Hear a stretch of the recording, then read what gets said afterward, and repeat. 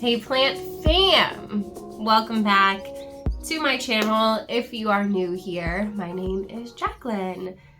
This is my jungle, and if you're not new here, thank you for coming back. I appreciate you for still being here. You're a real one. So today we're kind of sitting at a different angle. I don't have my microphone on because I'm going to be repotting stuff, and I don't want you to just like only hear me repotting stuff. We're still figuring out all of the technical details with the audio. So hopefully you don't hear too much background noise. It shouldn't be too loud today. So yeah, we're gonna do some repotting. I have one of my repotting mats here from Mats by Cat. This is, I think this is like the pretty standard like square size, maybe? Might be a rectangle.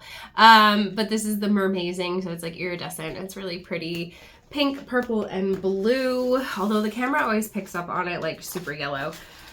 But it is more like purpley blue and iridescent. In person, she is located in Worcester, Massachusetts. So if you are local, it is nice to support other small local planty businesses. You can snag these at the Plant Ward in Worcester, or you can check out their website. I always have it linked down below for you guys. I do have a discount code. It's in my description box.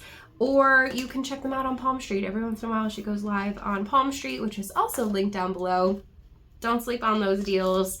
I've gotten a bunch of them for super cheap from her on Palm Street. So today I wanted to repot and talk to you about one of my favorite Thai Cons, my favorite Thai Con, actually, Monstera, in my collection. So right before I moved, I accidentally knocked this one over because if you guys remember the plant loft, it was very narrow, and every time I would move around or like bend over to like do something, I would knock something else over. And unfortunately, I knocked this one over and I kind of just threw it back in the pot with its soil, but it's been floppy and kind of sad ever since. And since I do really love this one, it's my favorite one. A lot of them got a little bit brown with the inconsistent watering from the move, but it's got really consistent half moon leaves on it. This one, I snagged this one, if you guys remember, from Shakespeare's Garden, and I loved it so much that I drove all the way back to get it when it only looked like this, because it was just really intriguing how every leaf had, you can't tell because all of the other ones have died back, but every leaf had this white stripe going down the middle, and I was like, oh, that's just so pretty. And then it gave me these two leaves in my care. This first one was a perfect half moon, and this one's even more than a half moon. It's like a triple moon. I don't know. But I definitely need to repot it. It's fine. Like the roots are fine. The soil that it's in is fine. So I'm going to reuse it. But I'm going to just put it in something deeper. So it's not really all that much bigger. It's just deeper. So that is what we're going to do today. While I kind of chat with you guys a little bit about Monstera Thai Con, there's a ton of them hitting the market, obviously. Let me know in the comments below if you guys have found a Thai Con yet in one of your big box stores or grocery stores. I have yet to see one for myself, but I already have like 7, so I don't really need another one. But I am really glad that they're becoming more readily available for you guys. So I do want to just like issue a word of caution. I know a lot of people have been getting them and saying that they were infested with thrips or fungus gnats, which is like not that serious, but still just kind of annoying, and that they're just not in like the best shape always. They look really healthy from what I've seen, like videos and pictures of other people finding them and sharing it. But I've also heard a lot of horror stories of them rotting, not doing well, and coming with a lot of pests. So just be cautious. So The thing with Thai Cons, especially with the tissue culture, you do run the risk of getting a bad plant. And I don't really know how to explain that, so I'm gonna try. So I'm gonna turn you guys down so you can see what I'm doing as I'm repotting this. And then we're gonna chat a little bit more about what I'm talking about. So, okay, hopefully you guys can see. Okay, this is kind of a weird angle, but I also like don't have anywhere else to put you. So hopefully you can see what I'm doing just fine. I am gonna show you what I'm using for soil before we get started. All right, so to start out, we have my Fox Farm that I just picked up recently over at the Plant Ward. This is Ocean Forest potting soil. I've been using this one for probably about a year, maybe more than that now, and I really like it. I prefer it over the Espoma that I used to use, and my plants really like it. Yeah, so the good thing about this soil is that it's already got your NPK in there, and it even has a little bit of calcium. So if you're not great at fertilizing your plants, you can at least use some soil that has good quality fertilizer in it for you already. So that is the base of what we are using. And then the next thing, all of this will be linked down below in my description box. It's always down there, all my links on Amazon. This is the Better Grow Orchid mix. This one you can snag on Amazon, but it's also in Lowe's, and it's got the bark, the charcoal, and the chunky perlite already mixed in there. I will add some more, just a little bit of the Soul Soils chunky perlite. This is also linked down below. I have a discount code for you if you want to purchase anything from Soul Soils. Their chunky perlite is my favorite. It comes pre-rinsed and moistened, so like there's very low dust, and it's just really, it's good stuff. It's good stuff, so I really like it. They're like almost always out of stock on it though, so if you see it, grab it. So that is everything that's going to go in the soil, and that's everything that's already in here. So I'm just going to take this out and dump it. And now back to what I was talking about. So you guys have probably heard that Thai Cons are more prone to root rot, and maybe you were wondering why that is even a thing, because some people seem to get plants that they really, really struggle with, and other people seem to, oh my gosh, the original plug is still here. You can't see it, but I'm just gonna break it up a little. Oh, you'll see some people really, really struggle with theirs for some reason, and then other ones are totally fine. I haven't had any issues with any of mine. So something you gotta understand about tissue culturing is that not every single specimen is gonna be as strong and successful as the rest. So it's the same thing when you're collecting seeds, anthurium seeds. There are like really strong, robust seedlings, and then there's always kind of like the runts of the litter. And the same thing is true for tissue culture. So you are gonna get some that just, I don't want to call them lemons, but maybe they're just not, right off the bat, just not as strong as the other ones, but they still get sold just the same. So then there is a very small percentage of tissue culture plants that are just not always going to do as well as the others. So for whatever reason, Thai Cons do seem to be more prone to root rot, but if you have a really strong, healthy plant, I do not find that to be the case. And of course, there's really no way to know, obviously. So that is what I mean when I say to just be careful with the ones that you buy, and make sure you're checking the roots, make sure it's healthy, and you're not just getting so excited over the fact that you found a Thai Con that you're not even really inspecting the plant properly. Perlite in here.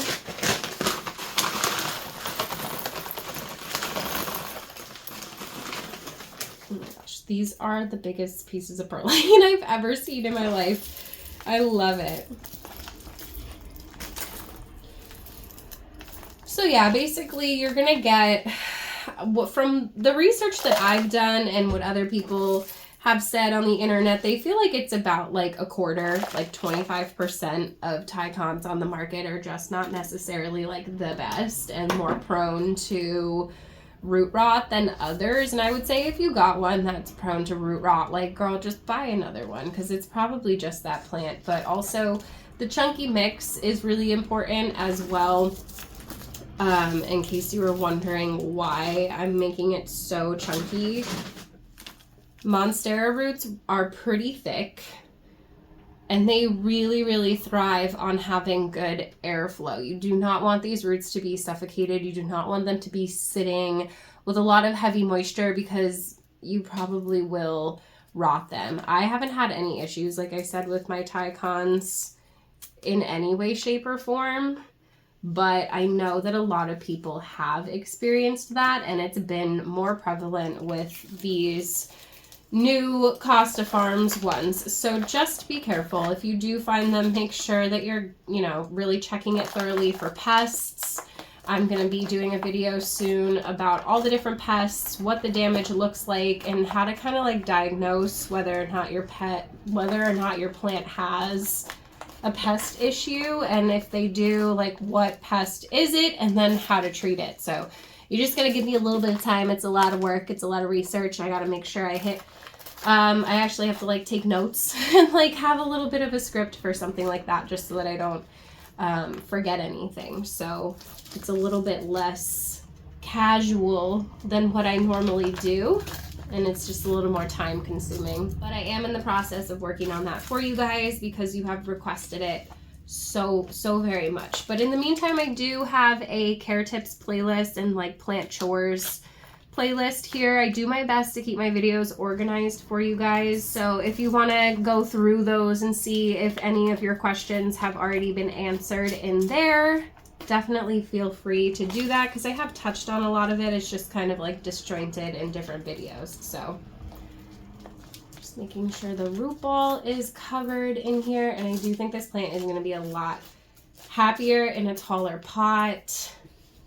Like I said, it's not too much bigger space wise, so it should be okay in terms of the up pot. It's not that much bigger. It seems a lot bigger, but I swear that it's not actually that much bigger. So yeah, that's my Thai Con. Let me show you her. Hi, it's my face again.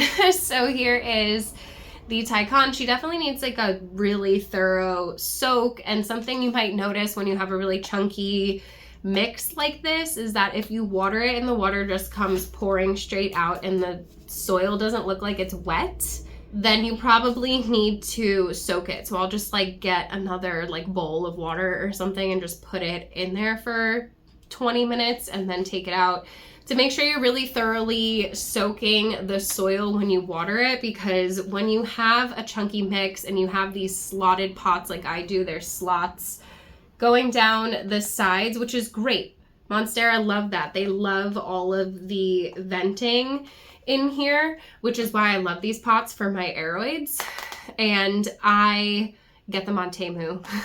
In case you were wondering, I'll leave it linked down below for you.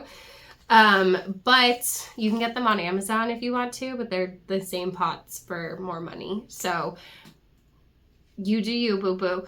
But yeah, you got to make sure that you're really thoroughly watering it as well. Don't be afraid to water it. Over watering is not how much water you give the plant at one time. It is how often you water the plant. So you have to be very intentional with your plants that are in a chunkier mix. Make sure that they're being fully saturated when you water. Like, just drown that hoe. Don't be afraid to give it all of the water. You just want to make sure, obviously, that it's not going to be sitting in water, standing in water, and not having a chance to get dry. So you want to really fully saturate the soil and then let it dry out. I let it dry out fully.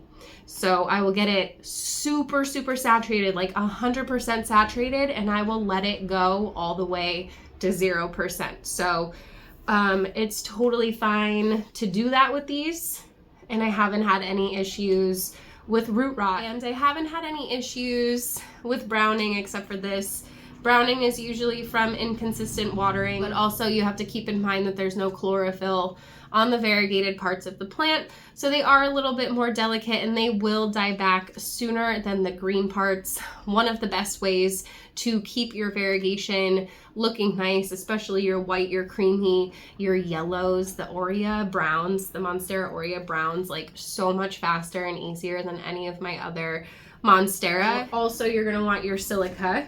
Here's mine. This is a product called Dune from Impello Bio. I will also have this link down below for you guys. I have a discount code for you as well. This is monosilicic acid. So this is silica, but in a way better form. I'm gonna be doing a whole entire video about this product and comparing it to potassium, I can't speak, and comparing it to potassium silicates. So stay tuned for that. But the MSA, the monosilicic acid, is actually gonna be a lot better and easier for you to use, and it is a great way to keep your plant tissue really strong. So basically, silica is a naturally occurring thing. You have it in your body, it's in the plants, it's pretty much everywhere. It's going to help the leaf tissue be stronger because it doesn't have as much chlorophyll, or any chlorophyll at all, because it's not green. It's just a little bit weaker, so you have to give it a little extra. And one of the ways that we do that is with silica. The silica basically deposits onto the cell walls of the leaf tissue and makes it stronger. So even though I'm using silica with every single watering, I still got browning. And the reason why I got browning, again, was because of the inconsistent watering. So you have to make sure you're doing both.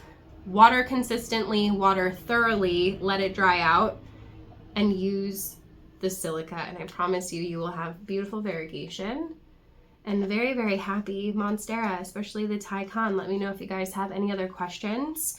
Bright indirect light for these, like most aeroids, mine live right under the grow lights. They're either under Barina T5s or they're under the Soltech Highland track lights that I have behind me. Again, all of those are in my description box. If you guys scroll my description box, you'll see the soil I use. Again, I try to keep it really organized for you guys. You'll see the soil that I use, the PEST stuff that I use, everything that I use, and recommend all of my lights, all of my humidifiers that you guys are always asking me about, are all gonna be linked in my description box, and they're all in categories for you. So hopefully that can help you find what you're looking for. If you can't, just let me know in the comments and I'll send you the link for whatever it is that you're looking for. So what else? What am I missing? Humidity on these is really not important. You can grow these in ambient. Obviously with a little bit higher humidity, they're gonna grow a little bit faster for you. But I had no issue ever growing these out in regular ambient humidity. Obviously, if your house gets way below like 50%, you might want to consider getting a humidifier. I know humidifiers are kind of like a scary topic for some people, and I'm not exactly sure why. I feel like I used to be afraid of like the maintenance of a humidifier, but these will also be listed down below. These are some really handy dandy humidifier drops, and these make it so that I don't have to worry about what kind of water I'm putting in there. I use tap water in my humidifier. It is all natural, and it just helps treat the water and keep your humidifier cleaner for longer. So I really only have to thoroughly clean them out once a month, which is way better than having to do it once a week, especially when you're using tap water, because I don't buy water. It comes out of my faucet. So yeah, I'm gonna thoroughly water this with all of my nutrients. Even though there's fertilizer in the soil, I will still water her with my, what I'm calling it, muddy water now. You can't see it, it's just out of frame. But I just have like this big 5-gallon thing of like brown water because of all the stuff that I put in it. I also have a video here on my channel of everything I put in my water and why. If you're interested in that, you should definitely go and check it out. I'll link it for you.